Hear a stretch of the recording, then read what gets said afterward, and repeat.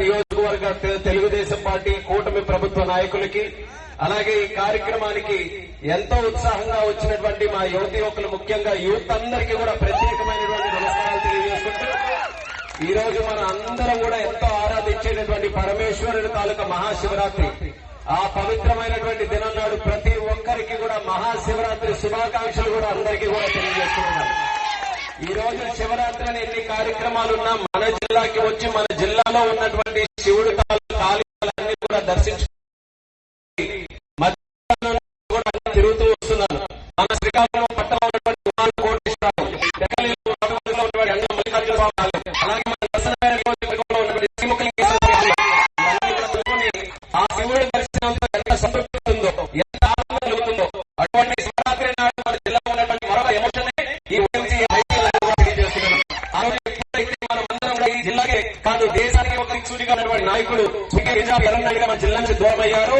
ఆనాడే చాలా మంది అందరూ కూడా బాధపడి ఆయన ఏదో ఒక రకంగా ఈ జిల్లాలో కొనసాగించాలన్న ఆలోచనతో వైఎంసీఏ చిట్టిబాబు గారు ఒక మంచి ఆలోచన, అంటే ఎర్రన్నాయుడు గారిని మన యూత్ తో కనెక్టెడ్ గా ముందుకు నడిపించాలని శివరాత్రి నాడు వైపీఎల్ కార్యక్రమం పెట్టారు. మొట్టమొదటి కార్యక్రమం పెట్టినప్పుడు ఇంత అట్టహాసంగా ఆర్భాటంగా చేయలేకపోయాం. అయినా సరే ఆ ఎమోషన్ తో మాత్రం చేశాం. అందరినీ కూడా కలుపుకొని వెళ్ళాలి, యూత్ ని క్రికెట్ వైపు మళ్లించాలి, యూత్ మన స్పోర్ట్స్ మెన్ ని అందరినీ కూడా ఎంకరేజ్ చేయాలి. అలాగే మరొక పక్కన ఈ శివరాత్రి నాడు కూడా ఒక మంచి కార్యక్రమం ఎర్రన్నాయుడు గారి మీద పేరు మీద చేయాలని ఆ రోజు మొట్టమొదటి కార్యక్రమం చేసి ప్రజల నుంచి వచ్చినటువంటి స్పందన ఆ రోజు చూసి అంచెలంచెలుగా పెంచుకుంటూ వచ్చారు. ఆఖరికి ఏం జరిగిందనంటే ఈ వైపీఎల్ కార్యక్రమానికి వస్తున్నటువంటి ఆ అభిమానాన్ని చూసి ఈ క్రీడతో ఏదైతే ఎర్రన్నాయుడు గారి మీద పేరు మీద పెట్టినటువంటి ఈ క్రీడల్లో మనం ఎప్పుడు కూడా రాజకీయాలు చేయకూడదని అనుకున్నాం. కానీ ఆ రోజు మాత్రం వైపీఎల్ కార్యక్రమానికి ప్రభుత్వం మారిన తర్వాత రాజకీయాలు చేశారు. చిన్న కర్ర పట్టుకున్నా సరే కర్రతో కర్ర బిల్లాడటం, ఒక చెక్క దొరికితే చెక్కే బ్యాట్ గా చేసుకుని ఆడటం, ఒక బండి దొరికితే బండితో సచిన్ టెండూల్కర్ ఏదో బౌలర్ అని చెప్పి ఇష్టం వచ్చినట్టుగా ఆడుతుంటాం. కానీ పెద్ద అయ్యే కొద్ది మాత్రం క్రీడలు దూరం అవుతున్నాయి. అయితే క్రీడలు దూరమై చదువు దగ్గరికి అయితే పర్వాలేదు, కానీ ఈ రోజుల్లో ఏమవుతుంది, క్రీడలు దూరం అవుతున్నాయి. చేతుల నుంచి బ్యాట్ వెళ్ళిపోతుంది, చేతుల నుంచి బాల్ వెళ్ళిపోతుంది. ఏమొస్తుంది, ఫోన్ వచ్చేస్తుంది చేతుల్లో. ఫోన్ వచ్చిన తర్వాత ఇంకా ప్రపంచం ఏమీ కనబడట్లేదు. ఇంటిలో అమ్మ కూడా ఒరే భోజనం పెట్టావు రారా అంటే ఆ ఫోన్ లో ఉంటే అమ్మ ఎప్పుడు పిలిచిందో కూడా ఎవరికి కూడా తెలియదు. అన్నం చల్లారిపోతుంది, మధ్యాహ్నం కాస్త రాత్రి అవుతుంది, కానీ దృష్టి మాత్రం ఫోన్ నుంచి మాత్రం పక్కకి ఎక్కడికి వెళ్ళట్లేదు. అంతేనా లేదా? ఫోను మనకి ఉపయోగపడాల్సినటువంటి ఒక యంత్రం. మనం ఏదైనా ఆపదలో ఉన్నా, మనకి ఎవరైనా అవసరం ఉన్నా, మనకేదో ఒక కార్యక్రమం ఉంటే మనం ఫోన్ చేసుకుని పలానా పరిస్థితిలో నేనున్నానో లేకపోతే ఏదో 4 విషయాలు అందుబాటులో లేని వాళ్ళతో మాట్లాడాల్సినటువంటి ఆ యొక్క యంత్రం మనన్నే ఈ రోజు ఒక జైలు ఖైదీలాగా పెట్టే విధంగా మార్చేసింది. ఇప్పుడు అందులో నుంచి కూడా పిల్లలు, ముఖ్యంగా యూత్ దాని నుంచి పక్కకు వచ్చి వాళ్ళ తాలూకా ఫోకస్ ని, వాళ్ళ తాలూకా మెంటల్ యాప్టిట్యూడ్ ని, వాళ్ళ తాలూకా కాన్ఫిడెన్స్ ని, క్లారిటీని ఇవన్నీ కూడా మళ్ళీ పెంచుకొని ముందుకెళ్లాలనంటే ఫోన్ ఎంతవరకు అవసరమో అంతవరకే ఉండాలి. అలాగే మనం క్రీడల పట్ల కూడా ఆసక్తిగా ఉంటూ మనం కూడా ఆరోగ్యం పట్ల ఎంతో శ్రద్ధ వహిస్తూ ముందుకు వెళ్ళాలి.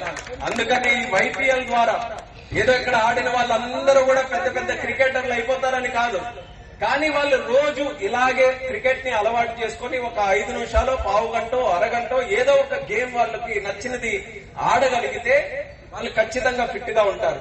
ఫిట్ గా ఉంటే మంచి ఆలోచనలు వస్తాయి, వాళ్ళు అనుకున్నదన్నీ కూడా చేయగలరు. దానివల్ల సమాజానికి కూడా ఒక మంచి కార్యక్రమాలు చేసే అవకాశం ఉంటుంది. అందుకోసమే ఆ ఉద్దేశంతో ఈ రోజు వైపీఎల్ కూడా పెట్టడం జరిగింది. రాజకీయంగా ఏమైనా ఉందా? ఇక్కడంతా కూడా చూడండి, రేపు జిల్లాని ముందుకు నడిపించేటటువంటి యూత్ అందరూ ఉన్నారు. కేవలం రాజకీయమే కాదు, ఇందులో స్పోర్ట్స్ ని ఎంకరేజ్ చేయాలని, యూత్ ని ఎంకరేజ్ చేయాలని ఒక మంచి కార్యక్రమం పెడితే దాన్ని కూడా ఎన్నో రకాలుగా ఇబ్బంది పెట్టారు. అయినా పర్వాలేదు, ఎక్కడా కూడా మనం ఎవ్వరికి కూడా ఏ మాట కూడా అనలేదు. మళ్ళీ దేవుడి తాలూకు అవకాశం, ప్రజలందరూ కూడా ఆశీస్సులతో మళ్ళీ మన ప్రభుత్వం వస్తే ఆ రోజు ఎంత ఆర్భాటంగా చేసేవాళ్ళమో, ఎంత వైభవంగా చేసేవాళ్ళమో దానికి 10 రెట్లు ఉత్సాహంతో ఈ రోజు వైపీఎల్ జరుగుతున్నందుకు ఎంతో ఆనందంగా ఉంటాయి ఇక్కడ ఉన్న వారందరికీ తెలియజేసుకుంటున్నాం. ఐపీఎల్ చేస్తే స్టేడియంలో ఏ రకంగా లైట్లు పెట్టి, స్క్రీన్లు పెట్టి, స్కోర్ బోర్డులు పెట్టి, ఇలా అనౌన్స్మెంట్లు పెట్టి, కమెంటరీ పెట్టి ఏ రకంగా చేస్తామో దానికి ధీటుగా ఈ రోజు నరసన్నపేట నడిబొట్టులో ఐపీఎల్ జరుగుతుందంటే అందరికీ కూడా ఈ రోజు మన గర్వకారణమే. అయితే ఈ రోజు పెట్టినటువంటి కారణం ఒకటి, శివరాత్రి జాగారం చేయాలి. అప్పటిలాగా ఇంటిలో కూర్చొని సినిమాలు చూడాలన్నా లేకపోతే శివుడి తాలూకా కథలు వినాలన్నా యూత్ మాత్రం ఆగే పరిస్థితుల్లో లేరు. ఏదో ఒకటి బయటకు వచ్చి కార్యక్రమాలు చేయాలని ఉర్రూతులు ఊగుతుంటారు. కాబట్టి అలాంటి సమయంలో యూత్ ఎవరు కూడా తప్పుదోవ పట్టకుండా ఏదో తాగుడుకో లేకపోతే వేటికైనా బానిసగా మారకుండా క్రీడల పట్ల ఆసక్తితో వాళ్ళందరికీ కూడా ఈ రాత్రి మంచి కార్యక్రమం పెడితే దానికి మించినటువంటి సంతృప్తి ఇంకేది కూడా ఉండదు. ఆ ఉద్దేశంతో ఈ కార్యక్రమం పెట్టాం. అది ఒకటోది. రెండవది, ఏ వ్యక్తికైనా ఏ మనిషికైనా నిరంతరం తోడుగా ఉండాల్సినటువంటిది క్రీడ. మనం జీవితంలో ఎన్నో ఆశయాలు పెట్టుకుంటాం, ఎన్నో లక్ష్యాలు పెట్టుకుంటాం. అవన్నీ కూడా సాధించాలనంటే ముందు మనం ఫిట్ గా ఉండాలి, మనం ఆరోగ్యంగా ఉండాలి, మనం ఆలోచించే స్థితిలో ఉండాలి, మనం అందరికి కూడా ఫోకస్ ఉండాలి, క్లారిటీ ఉండాలి, ఒక కాన్ఫిడెన్స్ ఉండాలి. అది జరగాలనంటే ముందు బాడీ ఫిట్ గా ఉండాలి, ఆరోగ్యంగా ఉండాలి. అది ఉండాలనంటే మనం నిరంతరం కూడా ఏదో ఒక క్రీడతో మనం అసోసియేట్ అయి ఉండాలి. చిన్నప్పుడైతే ఆడతాం, అన్ని క్రీడలు ఆడేస్తాం ఉత్సాహంగా. దృష్టి పెడుతుంది దాన్ని ఒక ఆపర్చునిటీగా తీసుకొని చాలా వేరియస్ స్పోర్ట్స్ ఉన్నాయి. క్రికెటే కాదు ఆడాలనంటే చాలా వందల స్పోర్ట్స్ ఉన్నాయి. ప్రతి ఒక్కటి కూడా ఏ వ్యక్తికి ఏది నచ్చుతుందో దాని మీద ఇంకా ఇంట్రెస్ట్ డెవలప్ చేసుకుని మంచి కోచెస్ చూడండి, బాగా ప్రాక్టీస్ చేయండి, ఏ ఈవెంట్స్ వచ్చినా పార్టిసిపేట్ చేయండి. ఇలాంటి ప్లాట్ఫామ్స్ వస్తే దాన్ని వినియోగించుకోండి. రేపు భవిష్యత్తులో టార్గెట్ పెట్టుకోండి. స్టేట్ కి వెళ్ళాలి, స్టేట్ కి ఒకసారి వెళ్ళిన తర్వాత నేషనల్ కి వెళ్ళాలి, నేషనల్ కి వెళ్ళిన తర్వాత ఇంటర్నేషనల్ కి వెళ్ళాలి, ఇంటర్నేషనల్ కి వెళ్ళిన తర్వాత బ్రాంజ్ కొట్టాలి, బ్రాంజ్ కొడితే సిల్వర్ కొట్టాలి, సిల్వర్ కొడితే గోల్డ్ మెడల్ తీసుకొని రావాలన్న ఆలోచనతో యూత్ అందరూ కూడా ఏ స్పోర్ట్ ని తీసుకున్నా సరే చాలా ఆసక్తిగా మీరందరూ కూడా ముందుకు రావాలని మిమ్మల్ని కోరుకుంటూ ఈ రోజు ఈ కార్యక్రమం ద్వారా మిమ్మల్ని అందరినీ కూడా ఉద్దేశించి మాట్లాడే అవకాశం నాకు దక్కింది. చాలా ఆనందంగా ఉంది, సంతృప్తిగా ఉంది. శివరాత్రిలో ఐపీఎల్ జరగకపోతే నాకు కూడా అంత సంతృప్తి ఉండేది కాదు. కానీ ఈ రోజు అన్ని గుడులు తిరిగి వచ్చి మళ్ళీ మిమ్మల్ని అందరినీ కూడా కలుసుకోవడం నా శివరాత్రి అయితే చాలా విజయోత్సవంగా జరిగినట్టుగా నేను భావిస్తున్నాను. చంద్రబాబు నాయుడు గారి ఆధ్వర్యంలో ఈ కూటమి ప్రభుత్వం, పవన్ కళ్యాణ్ గారు అలాగే నరేంద్ర మోదీ గారు అందరి సపోర్ట్ తో మళ్లీ స్పోర్ట్స్ కి మన ప్రభుత్వం పెద్దపీట వేయబోతుందని గర్వంగా ఈ సందర్భంగా తెలియజేస్తున్నాను. ఈ రోజు ఈ ఫీల్డ్ అందరినీ కూడా తయారు చేశాం. ఇప్పుడే చిట్టుబాబు చెప్తున్నారు 200 మీటర్ ట్రాక్ తయారు చేశాం. నర్సన్నపేటలో ఇండోర్ స్టేడియం కూడా మనకి రెడీగా ఉంది.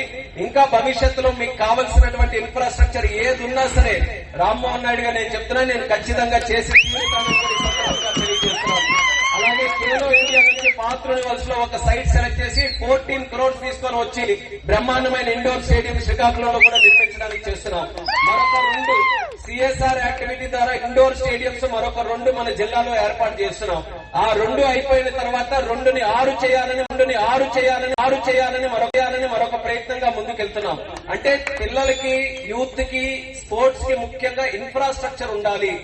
ఆ ఇన్ఫ్రాస్ట్రక్చర్ ఏ స్పోర్ట్ కైనా సరే దానికి సంబంధించినటువంటి ఆ కేపబిలిటీస్ ఉన్న వాళ్ళందరికీ కూడా సరిపోయిన ఇన్ఫ్రాస్ట్రక్చర్ ఉండాలని మా వంతుగా ప్రయత్నం చేస్తున్నాం. ఆ ఆసక్తి ఉన్న వాళ్ళు మాత్రం ఆ తల్లిదండ్రులు, ముఖ్యంగా పిల్లల తాలూకా తల్లిదండ్రులు, వాళ్ళ మీద ఎలాగో ఒత్తిడి ఉంటుంది, మార్కులు రావాలి, చదివించాలి, వాళ్ళు స్కూల్కి వెళ్ళాలి, అన్ని ఉంటాయి. కానీ దానితో పాటు క్రీడల్లో ఎవరికైనా కాస్త టాలెంట్ ఉంటే మాత్రం కొంచెం ఎంకరేజ్ చేయండి. తల్లిదండ్రులు కూడా నేను చెప్పదలుచుకున్నాను. లేకపోతే మనకి సానియా మిర్జాలు, సైనా నెహ్వాల్, అలాగే సింధులు, సచిన్ టెండూల్కర్ వీళ్ళందరూ ఊరికే అయిపోరు. చిన్నప్పటి నుంచి ఆ స్పోర్ట్ మీద వాళ్ళ ఆసక్తితో ప్రాక్టీస్ చేస్తే ఆ స్థాయికి వెళ్లిన వరకు చేశారు. అలాగే 2030లో అంటే మరొక 4 సంవత్సరాల్లో అహ్మదాబాద్ లో మనం కామన్వెల్త్ గేమ్స్ మళ్ళీ చేసుకోబోతున్నాం. ఎప్పుడో 2010లో జరిగాయి. మళ్ళీ 20 సంవత్సరాల తర్వాత మళ్ళీ భారతదేశంలో మోదీ గారి తాలూకా విజన్ తో ఈ రోజు మళ్ళీ కామన్వెల్త్ గేమ్స్ మన భారతదేశంలోకి వస్తున్నాయి. అలాగే 2036 మళ్ళీ 10 సంవత్సరాల్లో ఇండియా పిచ్ చేస్తుంది దేనికి? ఒలింపిక్స్ మళ్ళీ మన దగ్గర పెట్టాలని. ఒలింపిక్స్ పెట్టాలనంటే అది చాలా కఠినమైనటువంటి చర్య. కానీ మోదీ గారు ఆలోచించారు, మనలాంటి దేశంలో ఇప్పటి వరకు ఒలింపిక్స్ జరగకపోవడం ఏంటి, మనం కూడా ఈసారి కంటెస్ట్ చేద్దాం, మన దేశంలోనే ఒలింపిక్స్ నిర్మిద్దాం. దానికి కావాల్సినటువంటి ఎజెండా గానీ ఏ కార్యక్రమాలు ఉన్నా ఇప్పటి నుంచే మనం ప్లాన్ చేసుకుంటూ ముందుకు వెళ్దాం. 2036లో ఒలింపిక్స్ మనం ప్లాన్ చేస్తున్నాం. ఇవన్నీ కూడా చేస్తే మన ఇన్ఫ్రాస్ట్రక్చర్ డెవలప్ చేయొచ్చు. యూత్ ని కూడా స్పోర్ట్స్ కి ఇంకా దగ్గర టీంల 48 టీంలు, అది కాస్త ఫిల్టర్ చేసుకొని నాకౌట్ చేసి ఇప్పుడు 17 వరకు వచ్చాయి. 17 వరకు వచ్చే కానీ ఇంత పెద్ద కప్పు తయారు చేశారు. వీళ్ళు కూడా ఒక టీం పెట్టుకున్నారు, వైపీఎల్ టీం అని. అంటే మళ్ళీ కప్పు కూడా ఇల్లు కొట్టేద్దాం. వైఎంసీఏ టీం ఉంది. ఏ టీములు పార్టిసిపేట్ చేశాయో అందరూ కూడా పౌరుషంగా ఆడండి, క్రీడల పట్ల ఆసక్తితో ఆడండి, గెలవాలనే ఆసక్తితో ఆడండి. కానీ ఓడిపోతే మాత్రం ఎవరు కూడా నిరాశపడద్దు. మొట్టమొదటి గెలుపు ఏంటంటే ఫీల్డ్ లోకి రావడం, బ్యాట్ పట్టుకోవడం, అప్పుడే గెలిచినట్టాలి. ఆ ప్రయత్నం కూడా చాలా మంది చేయట్లేదు. కాబట్టి మీరు ఒక టీం తయారు చేసుకుని ఇందులో ఆడాలని రాత్రిపూట ఇలా వచ్చి మీరు అందరూ కూడా చేసినటువంటి ప్రయత్నమే మీకు ఖచ్చితంగా గెలుపుతో సమానం. ఆ యొక్క స్పిరిట్ తో ప్రతి ఒక్కరు కూడా ఆడండి, గొడవలు లేకుండా అందరూ కూడా మంచి క్రీడా స్ఫూర్తితో ఆడండి. ఏ టీం గెలవాలని నేను ప్రత్యేకంగా చెప్పను, కానీ క్రికెట్ కావాలి, అందులో ఇండియన్ క్రికెట్ టీం గెలవాలి. ఇప్పుడు శ్రీలంకలో ఆడుతున్నారు ఇండియా పాకిస్తాన్. ముఖలింగం నుంచి వస్తున్నప్పుడు చూస్తూనే వచ్చారు, 175 కొట్టారు, 3 వికెట్లు పడ్డాయి. 4 పడిపోయింది. అయితే ఏం పర్వాలేదు, 4 పడిపోయి ప్రత్యేకంగా చూడడానికి మన యువ నాయకుడు యోగలో రథసారథి లోకేష్ అన్న గారు కూడా కొలంబో వెళ్ళారు. ఇప్పుడు మ్యాచ్ చూడడానికి ప్రత్యేకంగా అక్కడికి వెళ్లారు. ఆయన కూడా ఆసక్తి, క్రికెట్ అన్నా సరే లేకపోతే స్పోర్ట్స్ అన్నా సరే మన జిల్లాలో మన రాష్ట్రంలో యువకులందరినీ కూడా ఎంకరేజ్ చేయాలని, వాళ్ళకి కూడా క్రీడల పట్ల ఎవరైనా కానీ ఇంట్రెస్ట్ ఉంటే వాళ్ళకి ప్రోత్సహించాలని వారు జ్యోతి ఎర్రాజీ అని చెప్పి మీ అందరికీ కూడా తెలుసు, వైజాగ్ నుంచి ఒక ఆటో డ్రైవర్ కూతురు. ఆమెకి ఎవ్వరూ కూడా ప్రోత్సహించట్లేదనంటే లోకేష్ అన్న గారు పిలిపించి ఆమెకి కావలసినటువంటి ఇన్ఫ్రాస్ట్రక్చర్, ఫైనాన్షియల్ సపోర్ట్ అన్ని కూడా చేసి ఆమెను ఈ రోజు ఇంటర్నేషనల్ స్పోర్ట్స్ స్టార్ గా ఈ రోజు తయారు చేశారు. అలాంటి వ్యక్తులు చాలా మంది ఉన్నారు.